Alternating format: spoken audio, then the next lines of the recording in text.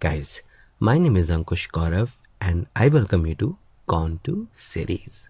In the previous tutorial, we learned about some of the important fundamentals related to exception handling feature.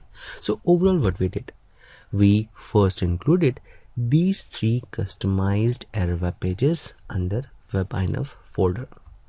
And here in this controller class, we included these three exception handler methods. So now after making these changes here, when a user requests for this web page and while processing this request, if this controller method throws a null pointer exception, Spring MVC framework makes a call to this exception handler method and returns null pointer exception.jsp as a response back to the client's browser. And for all cases, when this method throws an IO exception, Spring MVC framework makes a call to this exception handler method and returns IO exception.jsp.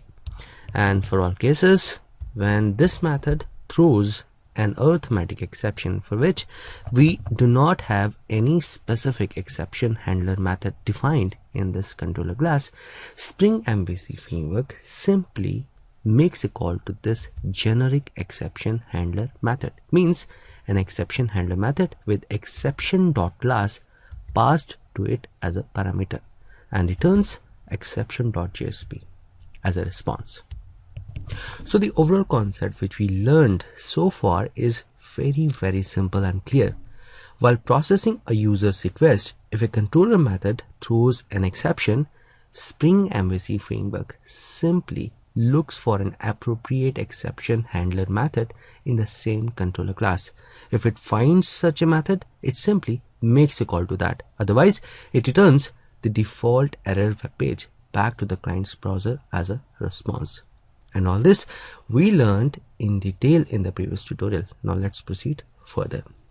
Guys, the only drawback of the approach we learned so far is an exception handler method is applicable only to the controller class where it is present and cannot be applied or used by framework for exceptions thrown by other controller classes. So what it means, let's say in your application you have 10 controller classes, and for each controller class you want to handle a null pointer exception. So with this approach, you will need to include an exception handler method for null pointer exception in each of 10 controller classes separately.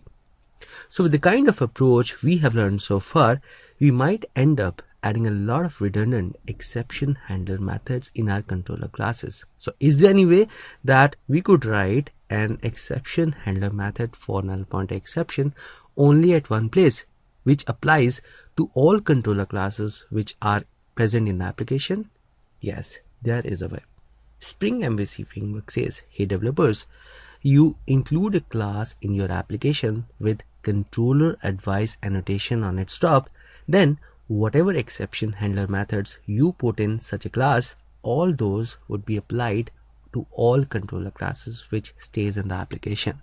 Let me show you this concept working. So here I have added this new class with the name global exception handler methods, which has controller advice annotation on its top.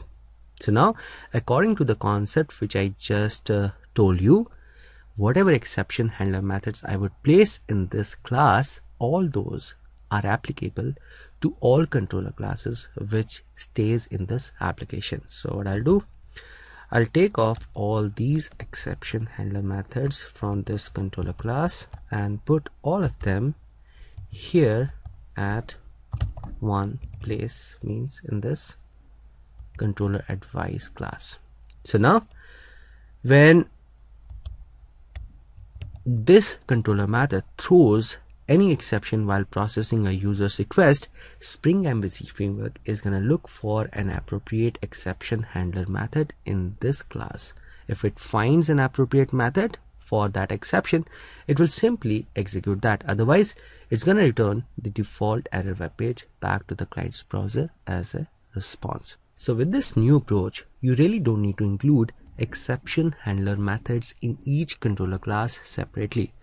You can define all of them globally at one place with the help of this concept. Alright, now one last concept before I wind up this tutorial. If we observe each method here in this class, what we are doing, we are first logging information of thrown exception and then returning view name. And this is what we are doing in this exception handler method too, and in this method also.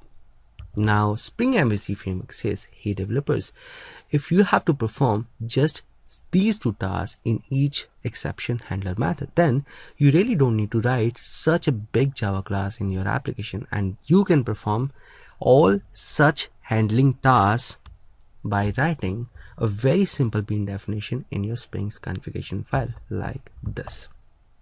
So this bean definition, what I have placed over here, is exactly doing the same thing as what this class is performing. Let me explain you. So here with this bean definition, we are instructing Spring MVC, hey Spring MVC framework, when any of the controller classes throw a null pointer exception, just return this view name, exactly like this exception handler method here. And here, when IO exception is thrown by any of the control classes, just return IO exception view name, exactly like this exception handler method.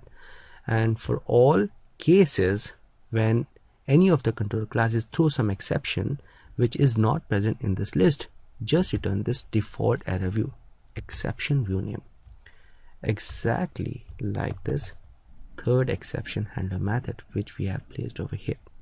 Now if you observe, we are logging information of thrown exception before returning view name, and that's something we are doing with the help of this property in this bean definition.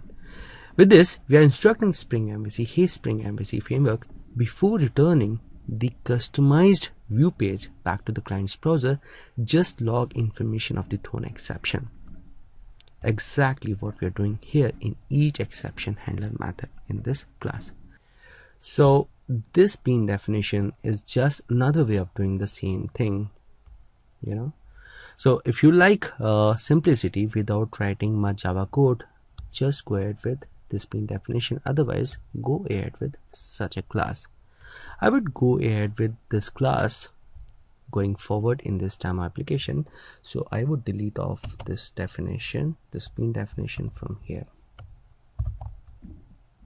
Alright guys, a big thank you for learning Spring MVC with me. If you have any feedback or comments, please provide them below the video or simply write to me on this email ID for all of your queries. Please hit the like button if you really liked this video, and don't forget to subscribe to my YouTube channel Gone to Series, and I'm gonna catch you in the next tutorial.